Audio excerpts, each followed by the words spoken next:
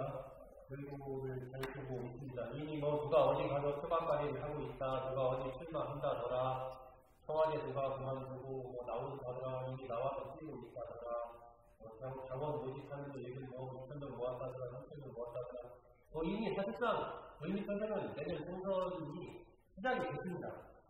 이런 가운데 지금 여권의 이른바 스타트 좀 만들어내자 여러 가지 그 정치인의 움직임도 좀 주목을 끌고 있는데 임종석 전 비서실장의 공모 출마서 생각해요. 이낙연 전 국무총리도 실상 이렇게 공모 얘기가 나왔었죠. 황교안 대표와 관련해서도 마찬가지입니다. 또 유승민 노무현재단 인사장의 총선이 아닌 차기 대선 출마 이 부분도 계속 나오고 있고 조국 민정수석의 또 부산 출마 이 나오고 있습니다. 어쨌든 이 스타트업 정치인들 현실 정치에 끼어들 것인가 어디로 내년 총선 대선에 나올 것인가 많이 나오고 있습니다. 일단 유승민 이사장 보면 대선이니까 약간 그리고 총선과 관련해서 여러 가지 정치적인 움직임 먼저 그 종로 얘기부터 좀 해볼까요? 예전에는 뭐 종로가 정치 2번지였는데 이름은 종로가 정치 2번지로 불립니다. 정현님 종로 끼어들겠다는 사람이 뭐 사천로 그런 명은 많이 나오고 있습니다. 예, 그러니까 과거에 노무현 대통령도 종로 출신이고 네. 이명박 대통령도 종로 출신이고 네. 종로가 상징성이 있죠. 네. 그리고 종로가 또 여야 격돌 지역입니다. 한 군데 치우치지 않고. 네. 그러니까 상징적인 데다가 실질적으로 주목을 받을 수 있는 지역인데 그래서 이제 임종석 먼저 이제 움직인 것 같은데 임종석 실장이 사실 정치운 이사를 했죠? 이사를 지금 한다고 하는데 얘기를 정세균 의원 만나서 종로가 지역구인 정세균 의원을 만나서 얘기를 했다. 굉장히 기분 나쁜 일이거든요. 정세균 그러니까 의원 입장에서 지역구에서는 어떤 강아지가 돌아다녀도 저 무슨 강아지지 의심할 정도인데 예, 누가 이사 왔다 그러면 보통 일이 아니거든요. 이게 예. 좀 잘 못 느끼게 돼 어느 정도로 기분이 나쁜 겁니까? 서대문에 계실 때는 적수가 없었잖아요. 적군이 나타난 거나 마찬가지죠. 적군이군요. 예. 같은 당이지만 적군이네요. 정세균 의원이 굉장히 기분이 나빴습니다. 그러니까 이제 사전에 가서 양해를 구하는 거죠. 네. 이사를 오려고 합니다. 나중에 알려지면 더 기분 나쁘니까. 근데 정세균 의장은 알다시피 국회의장은 보통 지금까지 상내가 은퇴를 바로 했단 말이에요. 네. 더 이상 출마를 안 하고. 근데 유독 이제 출마를 하겠다고 고집을 부리고 있으니까 임종석 실장 입장에서는 굉장히 곤혹스럽죠. 지난 선거 때도 은평에서 나갔다가 이제 경선에서 떨어졌잖아요. 그때 뭐 아주 좀 망신을 당했죠. 그러니까 지역구원이 굉장히 없는 편인데 망신살이 뻗쳤죠. 그래서 이제 제가 볼 때는 정세균 의장이 정치의 뜻을 버릴 것 같지는 않고 경선하자 이렇게 나오면 어떡할까. 그 상황까지 가면 진짜 흥미진진합니다. 아유, 그러면 임종석이 불리하죠. 그 상황까지는 안 가겠죠, 그죠? 그 전에 이제 임종석 실장이 뭐 다른 데로 옮기든지 정리가 되겠죠.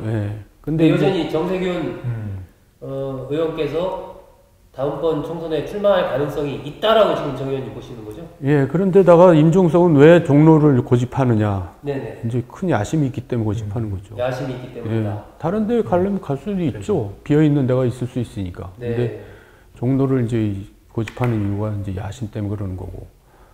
그래서, 근데 이제. 야심이라는 건 이제 차기 대선 출마 이런 말씀하시는 거죠? 그렇죠. 또 차차기까지 노릴 수도 있는 거고. 나이도 있으니까는.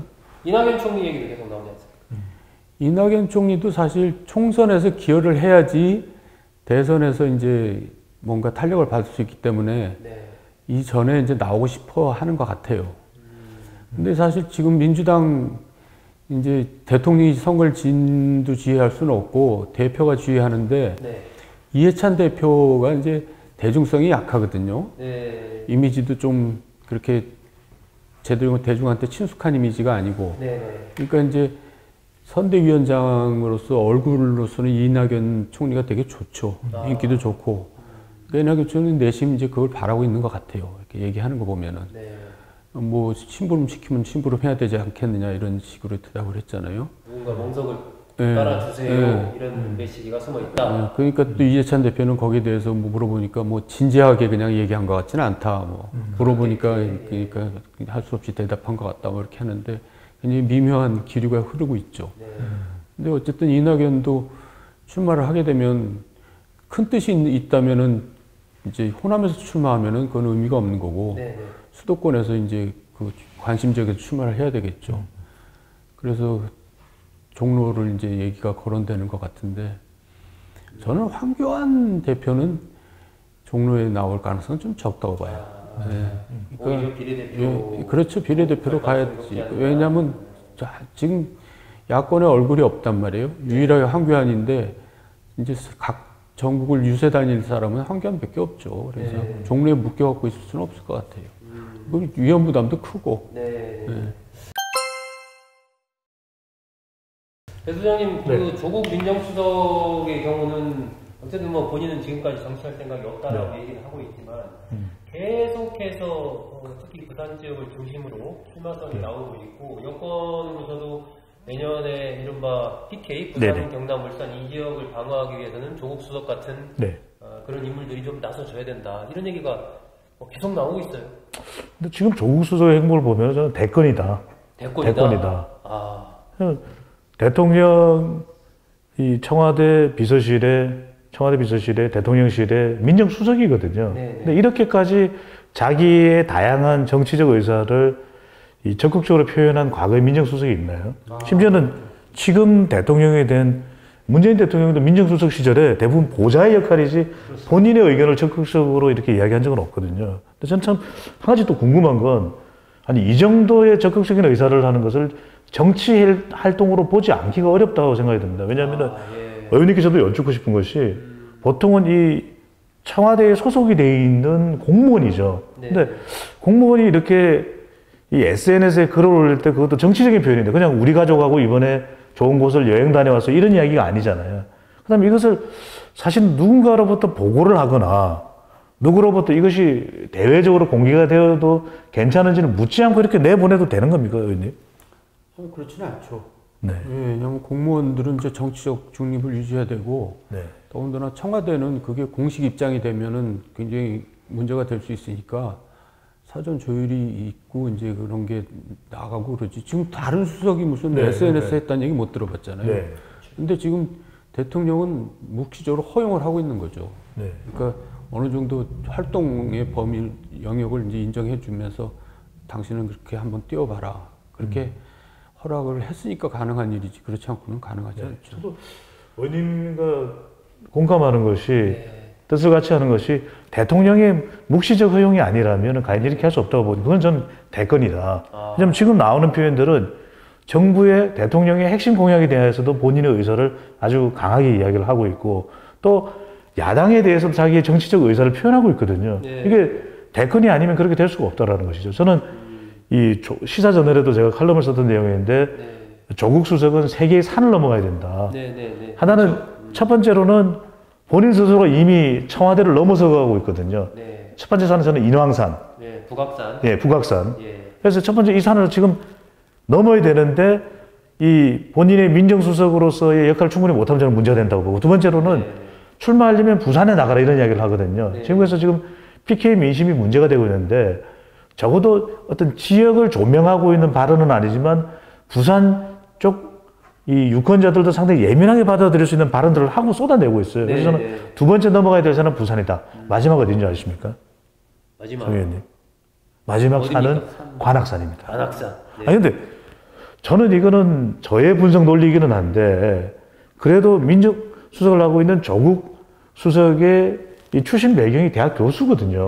그렇다면 20대나 학생들의 이 요구 그리고 앞으로 희망 이런 것을 사실은 등에 지고 간다고 봐도 저는 과언이 아니라고 보거든요. 근데 적어도 이렇게 정치적 의사를 다분하게 표현하고 앞으로 20대들이 이 관심을 가지는 그런 공약에 대해서도 본인의 의견이 있을 텐데 과연 이렇게 해놓고 뜬금없이 갑분싸 내년에 갑자기 총선이 있기 전에 저는 그냥 학교 갈게요 이러면서 다시 서울대로 복직한다. 저는 어렵다고 봅니다. 이것을 학생들의 눈에서도 이렇게 오신 교수님의 강의 내용을 받아들이기가 쉽지 않다고 보거든요. 그래서 저는 관악산을 넘어가 버린다 그러면 그건 결국 정치고 대선일 수밖에 없다. 근데 저는 의원님, 이렇게 보통 지금 아직도 휴직 상태 아니겠습니까? 이렇게 정치적인 이야기를 많이 하고 학교로 돌아가는 게 괜찮습니까?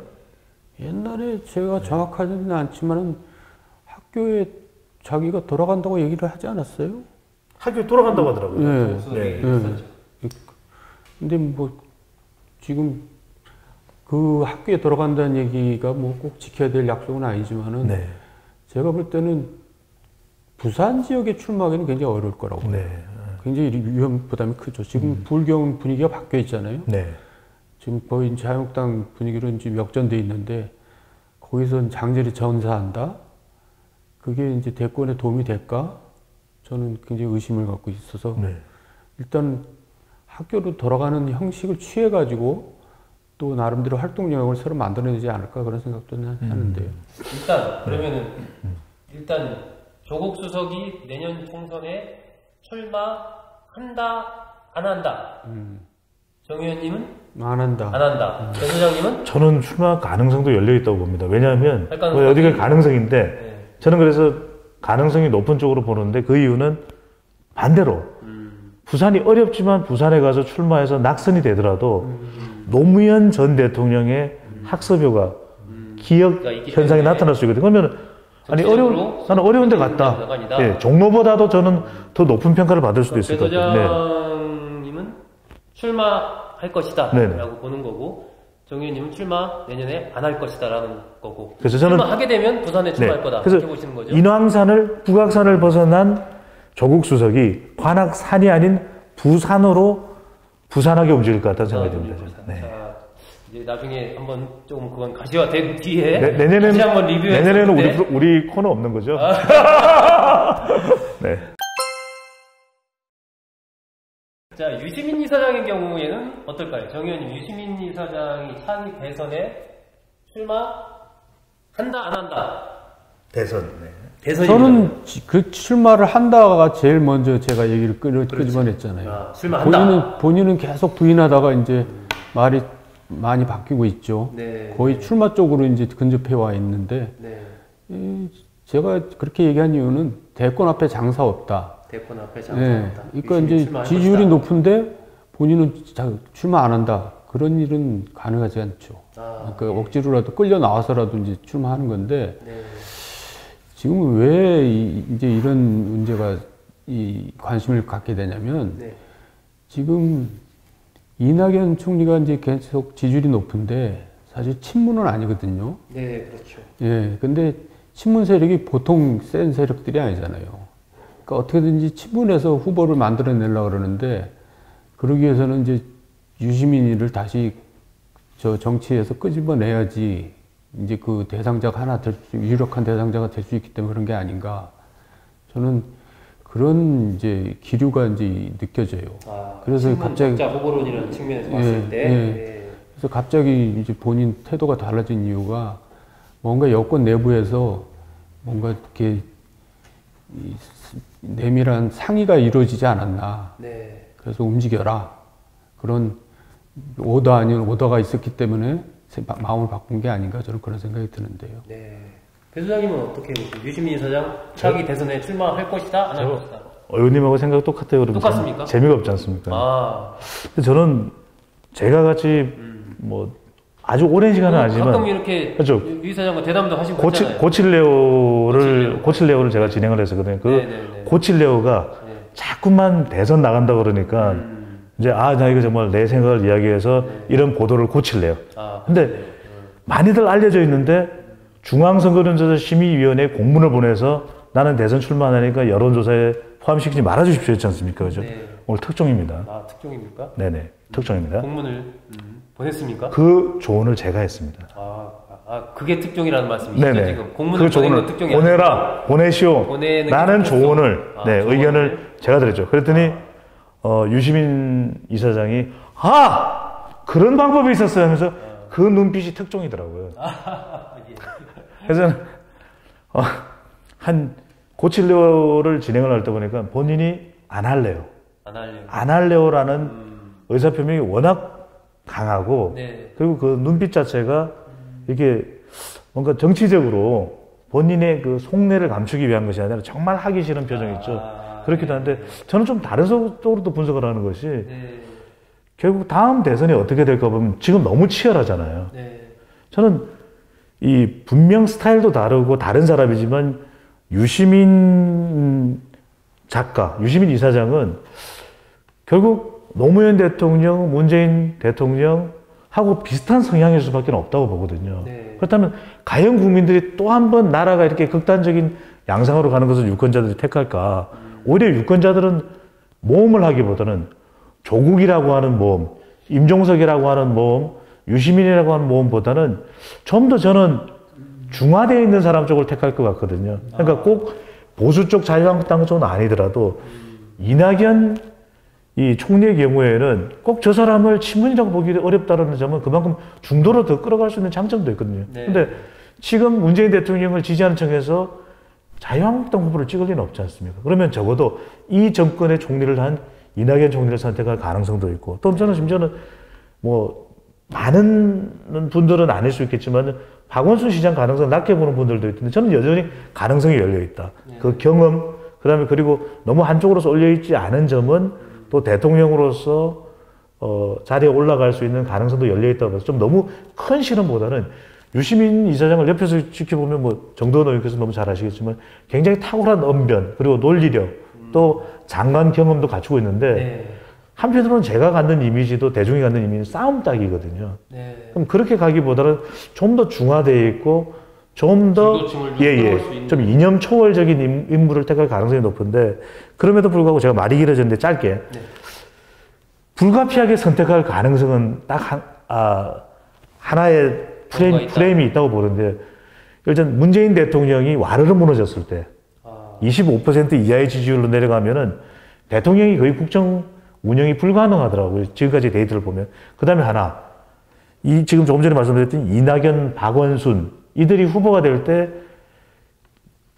야당의 후보를 아무리 해도 이길 수가 없을 때, 그리고 지지율이 30%를 못 넘을 때, 그리고 전제가 너무 많은데. 근데 그렇기 때문에 제가 출마하기는 극히 마지막 조건은 노무현 대통령이 상처 입을 때. 그러니까 노무현 대통령과 관련된 이야기라 그러면 발끈하고 또 그것에 대해서는 명예를 훼손당하는 걸 못 참는 것이 유시민 이사장과 작가의 성격이거든요. 그렇다면 너무 지금 문 대통령도 와르르 무너지면서 노무현 정부 때의 일이 덜쳐지면서 완전히 상처 날 때 그때는 본인이 나설 수밖에 없다고 보는 거죠. 그런 경우가 아니면 출마하지 않을 것이다. 최근에 제가 한 민주당 의원을 만나서 얘기를 해드린 것 같은데 정동영 효과에 대해서 얘기했습니다. 이제 지난번에 이명박 후보와 정동영 후보가 2007년 맞붙었을 때 그때 굉장히 큰 표차로 엄청났죠. 500만 표. 정동영 후보가 패배를 했지 않습니까? 그러면서 이제 뭐 영남, 호남 이렇게 얘기를 하는데 공교롭게도 우리가 지금 얘기하고 있는 유시민 이사장이나 조국 민정수석이나 박원순 서울시장이나 다 이제 이낙연 총리는 다르지만 이 세 명은 영남 출신이거든요. 뭐 이런 부분들도 아마 정치권의 어떤 이제 구도, 선거는 구도다라고 보면서 구도를 짜는 쪽에서는 상당히 좀 주목을 하고 있는 것 같습니다. 그런 측면에서 유시민 이사장이 갖고 있는 그런 노무현이라는 코드와의 접점, 그리고 영남이라는 지역적인 이런 부분들, 이 어떤 정치적인 잠재력을 갖고 있는 인물이기 때문에 계속해서 좀 오르내리지 않나 싶습니다. 이 부분은 앞으로도 우리가 더 다룰 기회가 있을 것 같으니까 어떻게 이제 펼쳐질지 좀 흥미진진하게 지켜보도록 하겠습니다. 이거 참 쓸데없는 이야기는 한데 제가 지금 공통점을 발견한 거는 노무현 대통령, 문재인 대통령 그리고 이 유시민 이사장이 모두 이 출생지가 기역으로 시작을 해요. 그것까지 따져보셨어요? 그러니까 노무현 대통령은 김해, 문재인 대통령 이건 특정 안 되겠죠. 문재인 대통령은 거제, 그 다음에 경주 맞지 않습니까? 경주. 그렇죠. 다 기역으로 되죠. 유시민 이사장이 경주입니까? 그런 식으로 하면은 대통령이 되려면 이름이 끝에가 니은자로 끝나는 게 맞습니까? 제퍼슨, 존슨. 자, 노무현, 문재인, 유시민, 정두원입니다. 시간이 된 것 같습니다. 네, 감사합니다.